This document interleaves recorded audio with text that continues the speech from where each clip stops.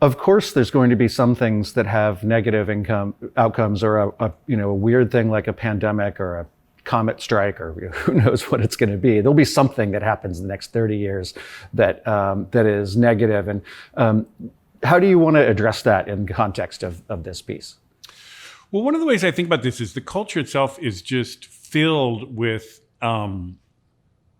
all kinds of dystopian rolls out in all kinds of ways. All the disasters are going to happen. I mean, any sci-fi programs, TV shows, magazine articles, cover stories, and all the thing we're just bombarded with this. So one of the things I'm trying to do is overcompensate, and it's a conscious choice of trying to stress that what is getting lost in this look ahead in the future is essentially all these positive developments that are inexorably kind of going along. They're kind of in the backdrop. They don't get the same drama. I mean, the rise of middle class globally, the rise of, the kind of urbanization, that's a positive thing. I mean, these things are just backdrop statistics that occasionally surface and people miss.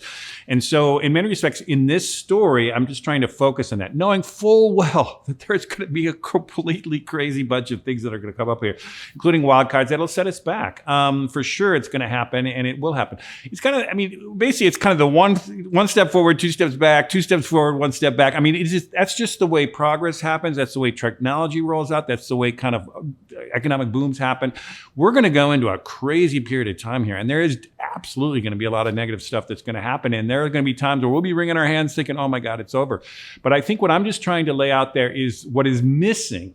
And largely missing, certainly when I started this project, it was like you couldn't even find anybody kind of trying to talk about the positives of the next 10, 20, 30 years. I will say it's shifted differently. Literally just in the last couple of months, you're starting to watch a kind of a conventional kind of a news way to frame that coming off the pandemic with the pent-up consumer demand, and you're going to watch with the vaccines coming together and actually opening up the economy again, that you're going to see some kind of a boom.